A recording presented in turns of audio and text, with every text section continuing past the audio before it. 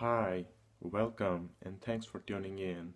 This is Samir again, and in this short video, I want to talk about meditation as an attention training one more time.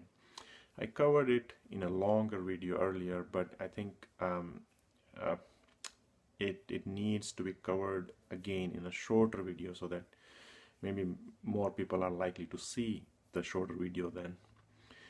So we are very familiar with physical training. We know that we can train our muscles in the sense that we can increase the size of our muscles or bulk up the muscles. How? By kind of repeatedly training them, repeatedly engaging them, and engaging them in a bigger and higher capacity. So we'll lift weight. That's our way of engaging our muscles, and we keep lifting uh, bigger and bigger weights, and we keep doing this training on a regular basis. We keep repeating this practice of lifting weight. So we do that, we engage muscles and we engage them with certain frequency that is not too much, that's neither too much nor too less. And when we do this, we realize that when we practice our muscles in this fashion, in this way, we realize that they grow in size, they bulk up. And similarly, if we want to increase our endurance, then what we do is we kind of we force ourselves willfully to kind of exert ourselves longer than what we are currently able to, or what we have been in the past. So if you're able to run, let's say, for 3 minutes, then we kind of push ourselves to run more than 3 minutes, and then we kind of keep demanding them. We kind of keep kind of working on our endurance capacity, and we kind of keep stretching that out. So we keep engaging that. We keep engaging that capacity to endure, and we keep demanding more and more. And again, there is certain frequency which is neither too less nor too frequent. Because if it's too less, then the practice doesn't work. If it's too high, then it kind of it has detrimental effects, because all these abilities to all these physical abilities are kind of elastic, but they're only elastic up to a certain extent. If we do too much, then we damage our body. If we do too less, then there is no improvement, no growth. So we don't achieve the goal.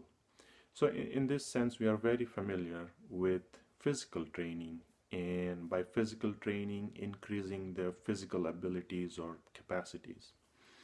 So luckily, the same concept of using some sort of training regimen to improve a capacity is also applicable to mental training.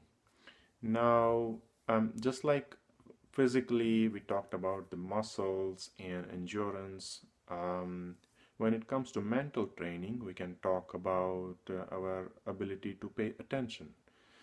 Um, and it turns out that we can train our mind, and by training our mind, we can increase our ability to pay attention. Means what it means is that we are able to pay attention for longer periods of time without getting distracted. So we typically struggle with that. By default, we don't have, many of us tend to not have good kind of attention skills, in the sense that we're not able to pay attention, pay focused attention for longer periods of time. And in many cases, this is obvious that this helps. In other cases, it may not be obvious. Um, for example, take sports like shooting or archery, and it's obvious that the aiming is very relevant, and if you are able to kind of concentrate and pay attention for a longer period of time, and if you stay focused, then it helps you. So in certain sense, what helps is ability to stay focused on a narrow target. That's what's important. Sometimes the target may not be that narrow, but what helps, what's more relevant, more important, is the ability to stay on the target for longer periods of time. So in either cases, um, the our capacity to pay attention can be increased. Similarly, the way we increase our capacity to run longer, or we bulk up the muscles by kind of engaging our attention and kind of willfully, forcefully trying to keep doing it longer than we are currently able to, or we have been able to in the past. So let's say you're on, if you take an object and let's say currently you're only able to pay kind of focused attention on the object for, let's say, 10 seconds. So then, you kind of intentionally practice and you try to do 12 seconds, 13 seconds, and it may take a long time, but you keep trying that. Again, so you keep engaging your attention, just like you engage your muscles. You keep demanding more and more on your attention. Means, if you're able to do 10 seconds, you try 11, 12, things like that. And again, you do this with certain frequency, which is neither too less nor too much. Because again, just like physically, we can get fatigued mentally as well. So just like the physical training, we can train our mind to improve its ability to pay attention. And as I mentioned, like in some cases, like shooting or archery or some other sports, it is obvious that ability to stay focused on one object, on a target, for longer periods of time can be very helpful. It's also helpful in doing lots of different types of activities. Sometimes some activity kind of demands that you stay focused on that activity at a stretch for longer periods of time. And there also it may be helpful to kind of to improve our ability to pay attention. The attention training can be helpful in all these areas.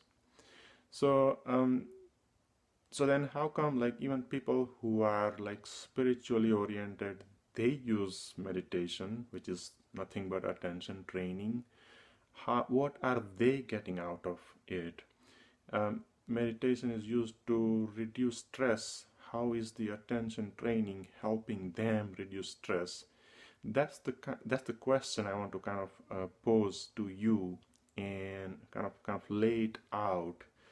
That it seems like a set of people are using this attention training, which in ways which doesn't seem to be very obvious. I mean, how are they furthering their goal? I mean, how can one reduce stress by improving the attention abilities, or by paying better attention? Or how is one furthering their spiritual path by improving their attention? I mean, we may have some idea, some sense of what's going on, but it's not very clear. It's not as clear as the guy who is practicing shooting, how it's helping him to stay focused on his aim. So that's the question I want to raise in this video, and in coming videos that then we'll try to kind of address this question. I'll try to answer this question, that what may be going on. So so that is it for now. It's about 10 minutes, and if you read so far, then I thanks a lot. I really appreciate you going through the video.